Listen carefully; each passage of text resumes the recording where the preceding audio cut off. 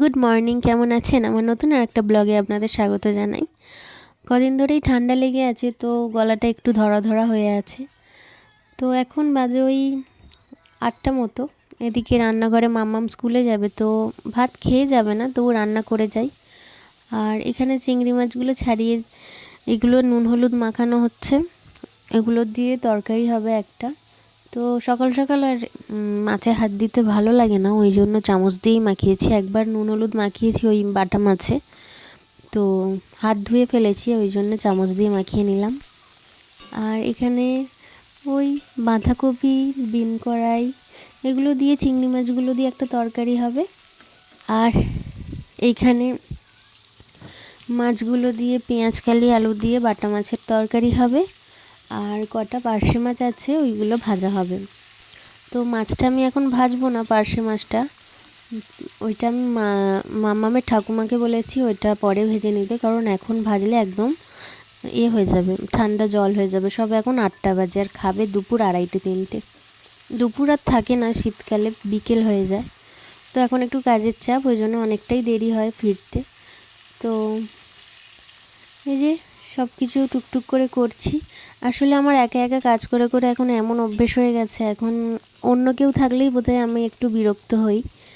তো আমি একা একা কাজ করতেই ভালো লাগে, একা একা নিজের মতো সবটুকু গুছিয়ে করে নিই।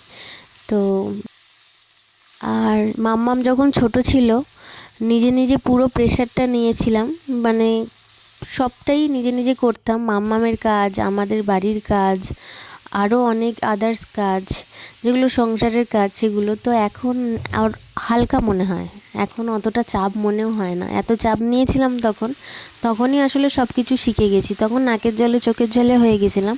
তাই এখন আর তেমন কাউকে দরকার পড়ে না, নিজেরটা করে নিতে পারি, আর কিছু মনেই হয় না। এখন মনে হয় হালকাই এই কাজগুলো। তখন যখন মাম্মাম অনেক ছোট ছিল, তো ওকে সামলিয়ে কাজ করতে আমার খুব কষ্ট হতো, কিন্তু তখনই আসল শিক্ষাটা পেয়েছিলাম।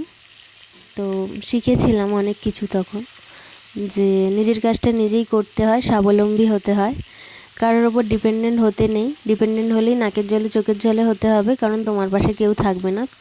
তোমার কাজ তোমাকেই করতে হবে, তোমাকেই সব কিছু সামলাতে হবে। আর লোক দেখানো অনেক কেউ থাকে পাশে বাড়িতে, কিন্তু আদৌ কেউ থাকে না। কিন্তু যখন ছোট ছিল মাম্মাম, তখন ওর পিসিমণিদের বাড়ি খুব যেত, মানে ওর ওর পিসিমণিদের বাড়ি, ওদের বাড়ি খুব যেত। তো তখন কাজগুলো তাড়াতাড়ি সামলানোর চেষ্টা করতাম। আর এখন তো বড় হয়ে গেছে, এখন অত চাপও মনে হয় না। তো এই যে স্কুল যাবে, এখানে লিখছে। আর এই যে স্কুল থেকে আজকেই পরীক্ষা শেষ, মোটামুটি লেখা পরীক্ষা শেষ হয়ে গেল। তো এখানে বাড়ি এসে বললাম ফিরতে অনেক দেরি হয়, ওকে ওই জন্য খাইয়ে দাইয়ে ওপরে একটু নিয়ে এসেছি। না তো দেখে বসে বসে শুধু ফোন দেখে। এই বাচ্চাদের এই এক হয়েছে, সারাদিন ফোন দেখা। তো ওই জন্য ফোন যাতে না দেখে, যতটা কম দেখাতে পারি, ওই জন্য ওকে ছাদে নিয়ে এসেছিলাম। আর এখন সন্ধেবেলা ওর জন্য আমি 5 পিস মাংস রেখে দিয়েছিলাম রবিবার, তো ওইটাই করে দেবো। ও খেতে ভালোবাসে, রুটি দিয়ে খাবে। তো এই যে এখানে রান্না করছি, তো রাত্রিবেলা এটাই। আর ডাল রুটি হয়েছে আমাদের, আমরা ডাল রুটি খাবো। ও 5 পিস খেতে পারবেন, এখানে আমিও ভাগ বসাবো। তো টাটা, সবাই ভালো থাকবেন, সুস্থ থাকবেন, টাটা।